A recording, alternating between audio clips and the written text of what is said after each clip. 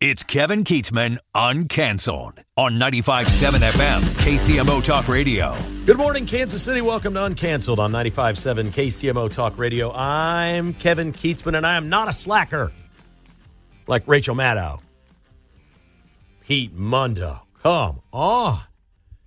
Wow, did I learn a lot today. This is the first time in 3 shows, I think, that I don't have new stadium information for you today. I apologize for that. But I think I learned enough from hearing Mike Kelly on with Pete to know that he has no clue what's going on anywhere. Like, Mike Kelly is running Johnson County and has no clue. Hello, Mike. You're going to be the last guy to know. Also sounds like he doesn't know what the budget is or how much money they have in Johnson County. Oh, don't I feel good? Nice work. I couldn't believe it. Oh, we don't want to put people to sleep here at 8:15 in the morning. Oh, my goodness. Do we need some Johnson County DOGE? We need some Johnson County DOGE. Actually, it would be a good exercise just to put somebody with Mike and let him see what it is. He's in charge of it all. Let's see where it's going. He did say it's all spoken for, right? He doesn't know how much, but it's all spoken for in these things that I want to do, not getting a major league team here in Johnson County. No, that's not really on the agenda. We got to spend this money elsewhere. I got things that are important now. We're doing some homeless shelters.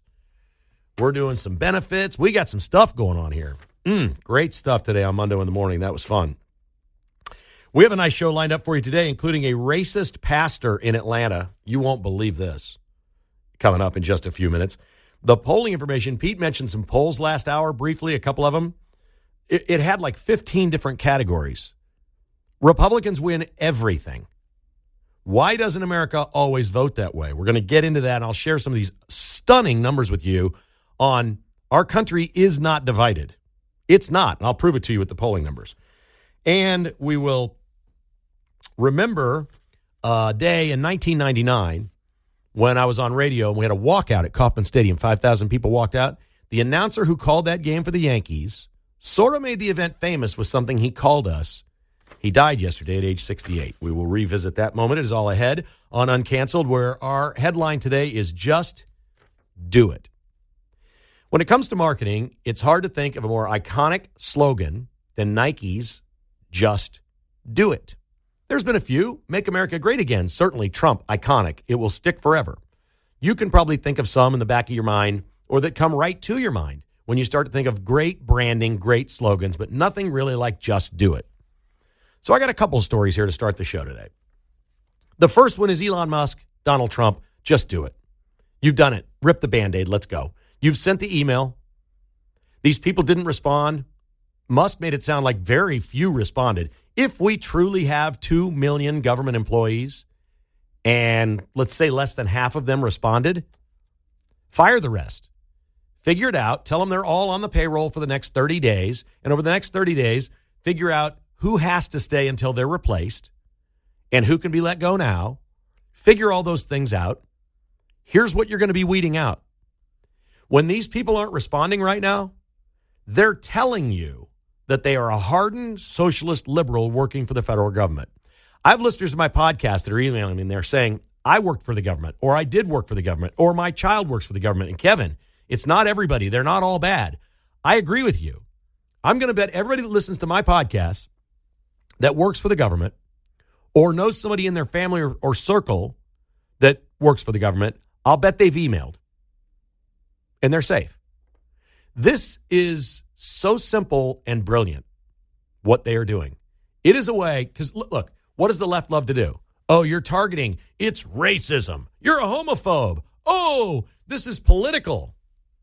Well, you can't say it's political when you offer 2 million people the opportunity to email you back to let you know you're alive and you're still working. And you recognize that you have a boss somewhere that you had to respond to. That's not political, and yet it is. It's completely political. And the left's going to try to go with this, and it's going to be impossible to make the case, even though you know it and I know it. It's the Democrats with their middle finger in the air that work for the government saying, I'm not responding to that Elon Musk and Donald Trump. I'm not doing this. Because why? They're entrenched in what they do. It's always been comfortable and easy. There's a big fat pension waiting for them, even if they do get terminated. They'll always have the pension. There's always the benefits. It stays for life. They're all going to have it. You don't hear these crazoids at Mark Alford's event that he had yesterday out there worrying about 100 IRS jobs that got lost. Sorry for the IRS folks that got terminated. Everybody's been there. Everybody's worked somewhere there's downsizing. Rachel Maddow called out her bosses on TV last night for doing the wrong thing. Then she went and she can make a case about Joy Reid being her friend and she should work there. And she basically said my bosses are racist for firing her. Then she said it's inefficient and unnecessary to fire, and that's not true. It's absolutely necessary. And by the way, Rachel, with the money you have, why don't you do like Tucker Carlson or Bill O'Reilly or a host of other people that we know that made tens of millions of dollars and have gone on to start their own business and hire the people that worked with them that they respect, that got laid off or terminated or whatever, and build your own team. You feel bad. She went into this complete tirade about it's the little people that work here that I feel so bad for. Really hire them. They're still paying you $10 million a year to work 100 days and then Mondays. All right. So let's say it's 5 or 6 people that you're close to that you want to keep working there. Take $1 million of your salary, pay them each $200,000. A lot of people in your industry do that, Rachel. You don't mean it. And it's the same thing with the federal government workers. Elon Musk and Donald Trump must do this.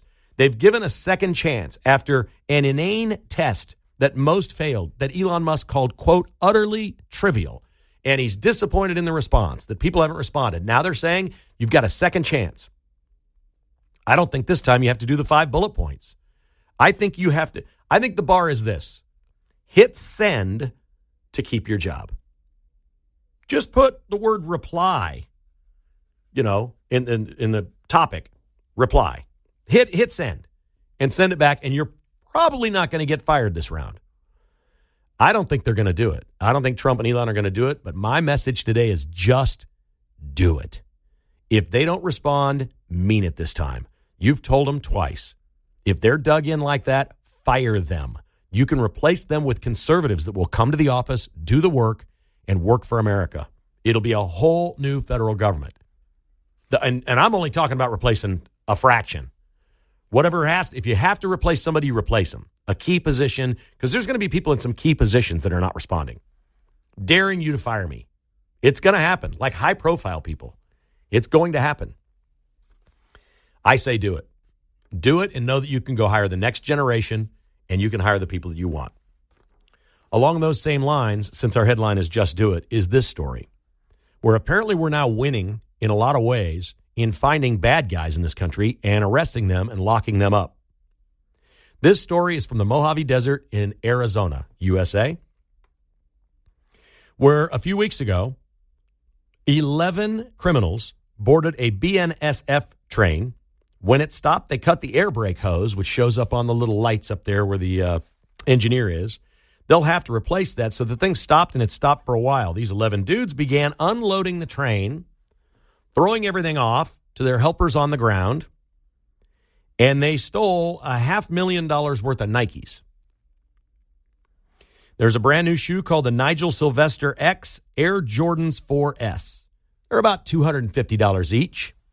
They got 1,900 pairs of them. That's $500,000. Then the story comes out. Phoenix does a nice job in reporting this news. Over the last 11 months, over $2 million of stuff has been stolen here from this particular train, this route, by these 10 illegal aliens from Mexico and one Mexican citizen who's in the asylum process. And then they dig deeper and get this. Supply chain theft in the United States last year. Supply chain, not just freight trains. Supply chain theft. Reportedly between $20 and $30 billion. That's goods being produced for us to buy. And you want to know why prices are going up? When we talked about inflation, we didn't talk about all the stuff getting stolen. Walmart getting ripped off, all the stores, they got to raise their prices. Everything that gets stolen and you say, don't confront them, let them go, let them walk away with the stuff. Every time that happens, your price goes up. I think that might have been one of the biggest reasons for inflation under Biden. There was no law enforcement in this country. We simply cannot have $30 billion worth of goods stolen every year from our supply chain. This is crushing to inflation in the American public. And it's an inside job, and it looks like it's mostly illegals. Here's how they knew where the Nikes were. Oh, there were tracking devices on them. So it was an inside job. Somebody at an assembly plant or somebody where they package them or somebody somewhere was putting devices, AirPods, whatever they're called or whatever, it's probably what it was, tracking devices inside these boxes so the criminals would know when the train stops that that's the one that has the Nikes. And they do it. And it isn't just Nikes. I just thought it was clever to put that with just do it with Elon Musk today. But we cannot have $30 billion worth of stolen stuff. We just can't do it. And it looks like what's been going on in California and Arizona has been almost exclusively illegal aliens in America robbing trains like it's the 1800s, like it's some Gunsmoke episode. You know, they're going to send Festus out there to get the bad guys from Mexico. Are you serious? Wow, this is like the amount of crime. I mean, Patrick Mahomes and Travis Kelce's houses got ripped off. I can't, they always said Trump's exaggerating illegal crime. He came down that escalator in 2015. Oh, there's rapists and there's murderers. Oh my God, he's a racist. I can't believe he said that. Well, it's terrible. And it includes billions and billions of dollars worth of stuff that they're stealing from us and sending home to their countries. What a ruse this has been, and we are cleaning it up. They're finally catching the train thieves in Arizona. Our good news to get us started on Uncanceled. 913-408-7957. That's 913-408-7957. If you'd like to join the conversation today on Uncanceled, this is KCMO Talk Radio. All right, we're back on Uncanceled. This is KCMO Talk Radio. We're going to take your phone calls in just a little bit. We're going to talk about a mega church pastor who has unloaded and just flat needs to be canceled. Just flat canceled. If we're going to cancel somebody, this is the guy. This is the place to start. We'll also get into some new polling that's out there. As many as 83% of Americans agreeing on conservative principles, things that Trump's doing right now, in agreement on those. Just remarkable what's going on. I don't think we're as divided as we think. I think we're confused on how to vote. I think a lot of this is just flat out left-wing media and brain rot over the decades to be taught that it's only acceptable to do one thing or you're racist or you're a bad person or whatever. Because when you ask about the issues, this country isn't even center right. This country is right. It's totally reflected in this latest polling. To the phones we go, and we are so glad that Doug in Overland Park has called us today. Good morning, Doug. How are you? Man, I'm doing great, Kevin. It's really good to have you on.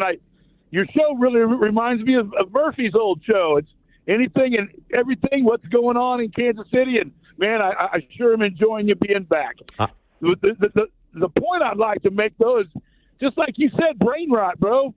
I own my own business, and, everything went to crap at the starting of COVID. I've had to reinvent myself. I've had to figure out how to make money again in different ways because things have just changed. These people that all they do is suck on the government with a paycheck, and that's all they see at the end. This very narrow brain rot. That's all they've got on their minds is that paycheck and what their benefits are. They have no idea what it's like to try to actually run something, get out there and make it happen yourself, and they're stupid. They got brain rot, bro. They are just not with the program, and they haven't been for a long time. That's what needs to happen. This change needs to happen. These people need to open their eyes up and start, bro. Doug, I love your passion. What is what's your business, sir? I do flooring restoration. I do carpet cleaning, tile and grout cleaning. We also have janitorial. We make Kansas City look beautiful. What is the name of your company? 1 Hour Carpet. 1 Hour Carpet. Okay. They can get me on, or anybody can get me online. I've got a page that'll get you right to me. You're awesome, Doug. Thank you, buddy. I appreciate you. Man, I appreciate you too. Thank you. That guy's got some energy, man. I love that. Doug's out there getting after it, man. That nasty grout in your shower, he's working on that right now. He's going to somebody's house to work on that right now. I love that. Absolutely love it. Here's Mike in Olathe. Hi, Mike. How you doing today? Yeah, I was calling on that Just Do It heist. Have you seen the movie Goodfellas? Yes. Yeah, it reminds me of the Lufthansa heist, where they all had the inside guy working at the airport, and they had the biggest takeaway in U.S. airport history. And if you really think about it, the U.S. government learned a lot from the mafia, how to shake people down, how to, go after people, gambling. They learned a lot. When Rudy Giuliani enforced RICO, that's when New York started getting cleaned up and all that. But if you look at how our government is run, it's basically run like a mafia. Yeah, I can see your point there. I can also see how these trains and what they were doing in the California and Arizona desert, that's a hard place to police the crime. These are vast, gigantic open spaces where trains stop in very small locations with very little law enforcement. If you're talking 20 or 30 billion, yes, I know. Out there, it's not just happening in that location. No, absolutely not. And it's not just trains; it's everything. Yeah. Yeah. Oh yeah. It's all things. Yeah. It's amazing. We got to crack down on that. I mean, the inflation. I mean, the things we could bring down if we stop the theft in this country. Not stop, but what if we cut theft in half of what's going on right now just by locking people up and sending illegals home? Illegals are going home and they're thieves. Yeah, and if you look at it, though, it's really no different than what the U.S. government to the. Yeah, your phone's breaking up a little bit there, so I appreciate your call. But yeah, look, there's so many things that have happened over the last 4 years that we're just now getting the receipts on. And this story, to me, it just resonated. This is one of them. This has been operational under Biden, and nobody anywhere did anything about it. Trump's been in office a month. They finally caught some guys. They got 11 of them. What'd they find out? They're all illegal. They're all non-citizens. So it isn't just Chilean gangs busting into ball players' houses. This stuff is everywhere because it's easy. It has been easy. And now it's getting hard. It's getting much more difficult for all of them, and it should be that way. The whole thing should be a difficult thing. Here's Jonathan in Kansas City. Hi, Jonathan. What's up? Hey, Kevin. This whole email thing, like saying what you do, it reminds me of, Mike Judge. He really was a genius. He predicted our future with Office Space and Idiocracy and King of the Hill. Just how absurd our culture would get. I don't know if you've seen that movie. There's a scene where they bring in consultants in a tech company. They bring in consultants to find out what people are doing. And, to be honest, I think they have been doing all along, going through the books, it has been good. I think that's what they need to do to find out what people are really up to. Responding to an email, I understand that what they're trying to do. I think it's sloppily done. I think it doesn't help that there's levels of management that say, oh, don't respond to it. I think if you really, and also people can BS, if there are levels of management responding to employees, telling them not to, those managers need to be fired and we'll give the employees a break. Well, I guess what I'm saying is, before you would send a company-wide email like that, or a government-wide email, it's good to coordinate with all the heads of departments. Because remember, that's what happened. Let me ask you something. You and I, we're going to disagree on this one, okay? And that's okay. If you worked at a job and wanted to call in sick, do you call in sick or do you just not work? I understand that. No, I don't think you do. There is a I don't think you understand. Send me an email. Let me know you're alive and you're still in touch with the federal government. That's all they're asking. There is no lower bar at any job ever than this. This is the lowest bar in the history of anybody's job. Okay, with the sick policy, it's normally written by companies, and the written policy is you call before. Okay, well, they got a written policy right now. You email if you want to keep your job. That's it. It's a written policy. Simple as hell. Doesn't get any simpler than that. Let's go. Send the email in if you want to keep your job. Otherwise, you're out of here. I love it.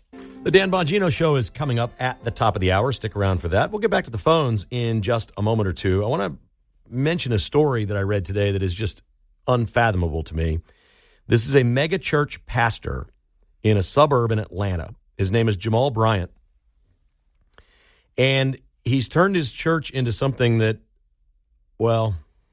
it's not biblical. I guess that would be one way to say it. He went on a tirade in his sermon about black people who support Donald Trump. And at the same time he was doing this, he used names for them. If you're sensitive to any of this, you can go ahead and turn away. All right, whatever. This guy stood in the pulpit, got all enraged, and spoke about fellow black Americans who have chosen to support Donald Trump as coons, runaway slaves, who are tap dancing for the master. Then went on to say the church, him, everybody in the congregation need to break white entitlement and break racism. I can live with those last two.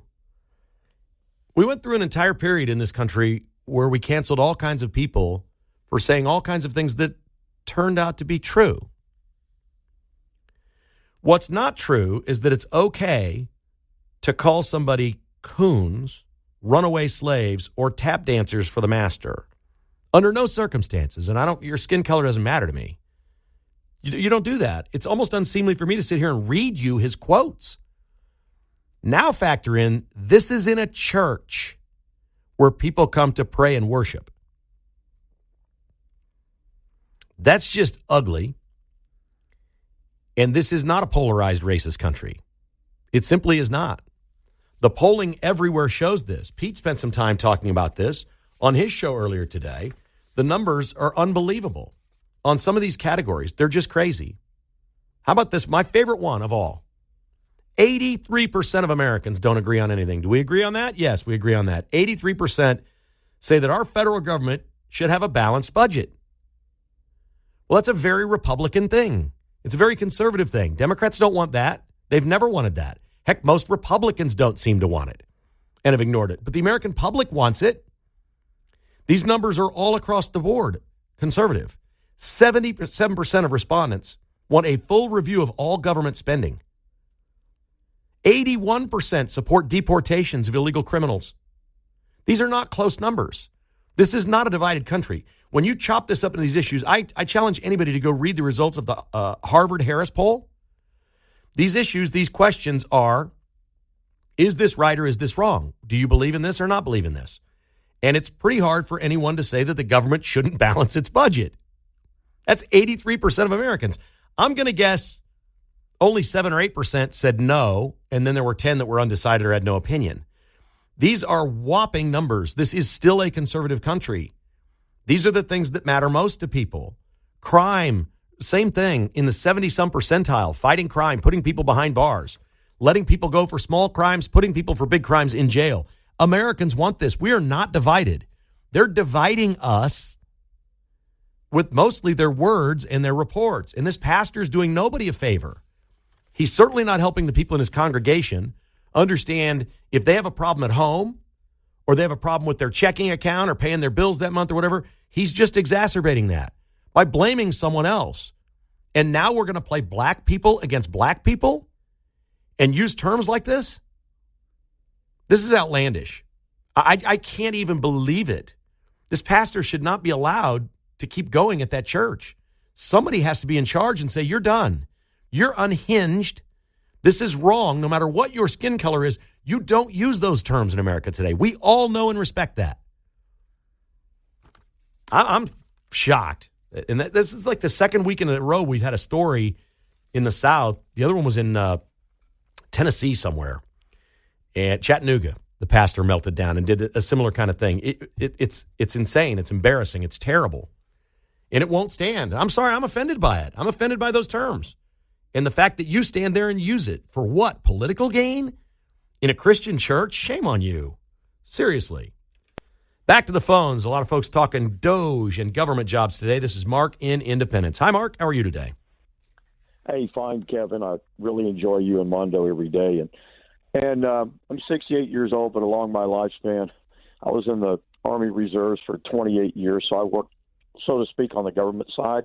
And on the private side, I had my own small construction company, did a lot of sales, but before then, I did a lot of sales, which is a lot of work. And in both sectors, if you could not list in one day at least 5 things that you accomplished, right, you weren't working. And you don't have to have. I understand trying to have meetings and cohesiveness and all that, but on this, it's so simple. You don't need to waste time with meetings. If you can't send in what you did for the week, 5 things, you need to be fired. And by the way, on the military side, if a direct line supervisor came to me and told me, don't report 5 things to the president, that's an unlawful order. I would still report to DOGE, to Donald Trump. 5 things that I got accomplished. In fact, to be honest with you, I'd be so proud, I'd probably list 125 Yes, things. you might take 6 hours to write that up on your own time. Yes, I'm with you. Because I'm proud, and I'll tell Yes. you what, people that don't do their damn jobs, they contribute to inflation too. Of course. They get paid for not doing anything, and they don't need to be there raising the overhead. You've nailed it, and I'm generalizing, but if these people that aren't responding, they got to be at least 90% Democrats or liberals, 90%, maybe more. And if they're fired, we rebuild the government with people that want to work. It's no more complicated than that. And this all came out of not going to work. We're just going to let you stay home. Well, what do you think happens when people stay home? They don't work very much. They don't. They don't work like they do if they come to the office. I fully believe in that. Here is Bert in Polo. Good morning, Bert. What's on your mind today? Hey, Kevin. How are you? Excellent. Thank you. Hey, if I'm one of these people that lose my job, does that mean I got to show the government I'm looking for 10 jobs a week on my activity report to them? Yeah, if you want unemployment, you have to prove you're looking, right? Yeah. That might be the funniest thing I've heard today. You can prove you're working now and keep your salary, or you can file for unemployment and prove you're looking to get an unemployment check, which they'd probably do. So you think I can contact Chuck and he'd be on my side? Let's do it, man. Let's do it. That's an outstanding point. I just got one more question. You know, if that was a white preacher that said that, he would be the biggest racist. So where are the black people calling this racist now? Buddy, I don't know, man. I don't know. I'm sure if you, like even Mayor Q, like he goes on with Pete every week, and he's gracious to do it, and a lot of times he says things that sound pretty good when he's on with Pete, whatever. If you asked him about that, he would decry that. He would have terrible things to say that doesn't belong in the church. But nobody wants to speak up on their own. They need to be asked, and nobody's going to ask the question, what do you think about this guy? He should lose his job. I'm sorry, he should lose his job. I guess I'm just like the grumpy old man. I got to quit listening to too much talk radio. They're going to make me turn into Rambo one of these days. Don't do that. No. Don't do that. Stay with us and don't ever take it into your own hands. Use the spoken word, the power of the spoken word. Do not take it into your hands. No. Here's Jeff calling from Arizona. Hi, Jeff. Hey, hello there. Hey, this whole thing on race. I went to Cheyenne Mission Schools. My son went to Cheyenne Mission Schools. And my son wouldn't even know what a coon or an Uncle Tom is. This is just – I'm tired of being a 60-year-old white male. Well, that was an unfortunate place for your phone to cut off because I don't think you're tired of being a 60-year-old white male. My mom grew up in a country town, and she always said, she goes, I never saw a black person until I came to Kansas City. And she was a little bit racist. And I would say, after that generation goes, so goes that stuff. And I think we were turning a 180, and then all of a sudden the Democratic Party has to bring it up. When Trump was running, I mean, when he was a Democrat, they loved him. Now he's a Republican. They can't stand him. And he did more for the black community than anybody. They tried to get us divided. You know this. Exactly. And if you keep using terms that somebody born in 1900 that was white used in this country, they're dead. They're gone. Nobody uses those terms anymore. There's all kinds of unfortunate things we used to say and do. But we evolve and we're better. And people don't use that word. I haven't heard that word or read that word or thought about that word in years and years and years until this preacher used it. It's like he wants to bring it back. It's astounding to me. I'm going to talk to my son today, and we're going to talk about this, and I guarantee he's going to say, Dad, I never heard the word cracker, coon, Uncle Tom. No. And I'm going to say, well, you got to go back 100 years, man. Yep. If you want to see that stuff. So, hey, take care. Thank and you, buddy. See you at the game Friday. I'll see you at the game Friday, man. Okay, sounds good. I think I'm going on a Saturday, though. I think the game I'm going to in Arizona is on a Saturday. March 8th. We've talked about that. Old Town Scottsdale, Royals at Giants. Oof, so old school. That's a good place to be a 60-year-old white guy. Come on, Jeff, that's the place for you. You said you're tired of being a 60-year-old white guy. And then his phone broke up. That was hysterical. Really was. Stu's in Rosedale. What's up? How's Rosedale today, Stu? Oh, Rosedale is grand. I'm going to venture out for the first time in I don't know how long. But here's why I called about the preacher. One of the terms that he used really leaps out. as defying logic. I need you to, need to get straightened out on this. When he calls his parishioners who supported Donald Trump runaway slaves, what is the subtext of that? Well, that being a runaway slave is a bad thing? I mean, get back on the plantation, you. Who do you think you are, aspiring to be free? It's a really ill-chosen term, and I'm not sure. It's like that movie character who says, "I do not think that term means what you think." Let me cut to the core and be honest. I'm not sure I'm qualified to fully understand what that term means or what he was trying to say. That's all I'm going to say. I just know it was wrong, and his congregation liked it. By the way, they liked it. So I don't think there's very many Trump supporters in his church. They're happy being slaves. Let me bring up another one, because another caller brought up the term Uncle Tom. And anybody who uses, I've written about this on many occasions, anybody who uses the term Uncle Tom as a pejorative obviously never read the book. Uncle Tom was the hero. Uncle Tom tried to raise up his fellow slaves. It's just a total turning logic on its head. Yeah, that term's been tossed around a lot the last few weeks since Trump took over again. That definitely has been tossed around quite a bit the last few weeks. I've heard that. I don't know in reference to exactly which person or whatever. I think it's more categorically like, hey, if you're a black voter and you're in Trump's camp, that's what you are. But I can't say that. Apparently black people can. It's just like being a liberal. There's two sets of rules. It's so confusing to be an American. We got to clean it up. Because as the polling shows, we're way more in agreement than we think we are. They're just trying to rip us apart, folks. That's all they're doing, is trying to rip us apart. It's maddening. To watch these people do what it is they do will absolutely drive you crazy. No question about it. All right, we're due for a little break. We're back with more of your calls. We're going to check in with Mark next on Uncanceled. This is KCMO Talk Radio.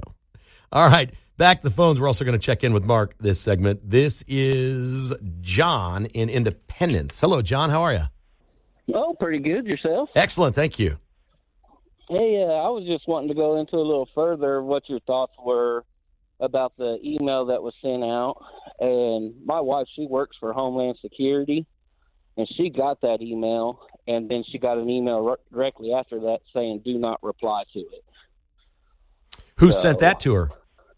Her supervisors. Okay. And are they in Kansas City? Yeah, they work out of the same location. So did she reply to it? No, because since she was told not to, so. She's probably got cover. There's a lot of this going on, but those supervisors should be in real trouble. I kind of agree with you. I mean, I think it's important. She kind of thinks it's important to make sure everybody's there and doing their job. Well, that's more than that. This is a directive from the President of the United States, and you're working in Homeland Security. You should probably be listening to him.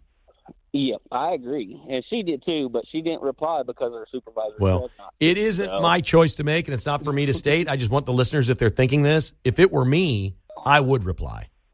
Okay. I wouldn't worry about my supervisors firing me. I'd be worrying about the big guys.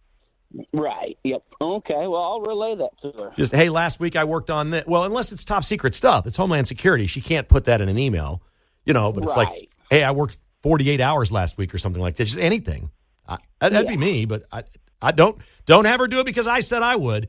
I'd probably get my butt fired. Thank you, buddy. All right. Appreciate the call. That's good stuff. That's a real problem. You got supervisors telling people not to do it. That's incredible. Here's Dan calling in Atchison. Hi, Dan. Hi, Kevin. Hey. Hey, I'm a long-time listener of yours on WHB.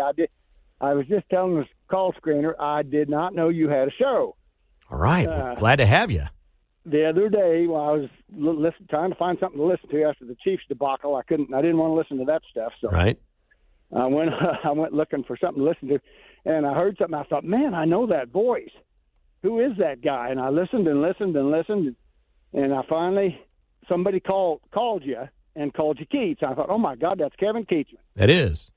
Indeed, it is. So I started listening, and I sure missed you on WHB. But that's kind of you. That's kind of. Hey, Dan, do you know a bunch of people that worked at MGP Ingredients there in Atchison? Oh yeah, my brother-in-law worked there for 35 years. There you go. Yeah, I know some people that worked there, and they would drive from the Kansas City area there. That's That's a real nice thing. And it was really cool when Harrison Butker was up there speaking, too. I'm going to guess you didn't get a chance to see his speech. We got a big kick out of that. Yeah, and a lot of national attention on Atchison, right? You betcha. Good stuff, man. Dan, spread the word in Atchison. Tell everybody to listen, okay? I will do that. Appreciate it. Sure enjoy your show. Keep it out. Hey, tell your bosses we need you on for more than Easy an hour. now. Easy. We don't talk about that. There's only one thing banned, and that's that discussion on this show. We don't talk about that. Oh, okay. I'm sorry. I'm teasing. I'm having fun. It's okay, Dan. It's okay. It's okay. I can listen to you all day. Thank you, buddy. I appreciate that. Let everybody know in Atchison we're on, okay? Okay, Thanks, man. Appreciate that. All right, let's check in with Mark and his Kansas Jayhawks last night with the big win over Colorado. Hunter Dickinson, MVP of the Jayhawks this year. How does that sound? Has a nice ring, doesn't it? Oh, yeah. He's been playing a lot better. Like, his defensive intensity has picked up. I think that's a spark for the whole team. Why does everybody hate him?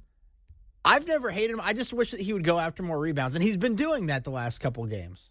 He has. What, did he have 32 points last night? 32 points, 13 rebounds. 13 rebounds. Easily the best player on the floor, and if they didn't have him, they'd have lost another game. Oh, yeah. Or if he played poorly. If he just showed up, has he played harder both the last two games? That's the criticism, I think, of Kansas fans, is he does not always appear to be playing 100% every game. Yeah, and he's been going all out the last two games. Okay, so is that a fair assessment of what you've seen of him earlier this year? Were there games where it looked like he was phoning it in a little? Yeah, against Duke and Michigan State earlier in the season, this is the Hunter Dickinson we saw. And then, for whatever reason, it didn't seem like he was going all out during those other games, and they weren't winning. And they're okay. They got Texas Tech and Arizona at home. They could win those games. They're at Houston, probably lose that one, but they still wind up maybe like a 4 or 5 seed if they win some games down the stretch here. In 1999, when I was on WHB, as Dan was referencing a moment ago, on April 30th, we had something we called Share the Wealth. It was a walkout at Kauffman Stadium. We had 5,000 listeners at a remote in left field. I did the afternoon show before the game. Everybody had the same T-shirt on. We sold the ticket and the T-shirt for a certain price.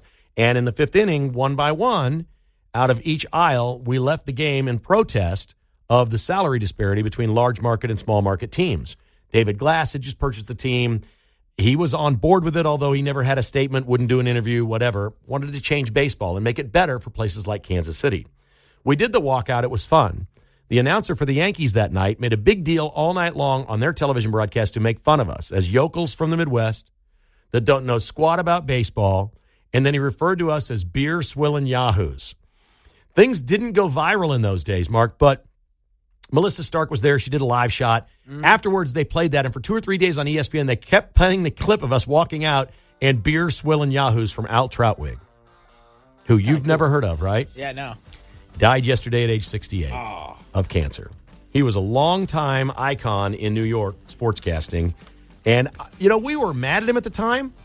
He did us a favor. It got even more attention. It blows it up a little bit and helps you out. Certainly did. Then it was just, if it was on ESPN, it was everywhere. That was like going viral.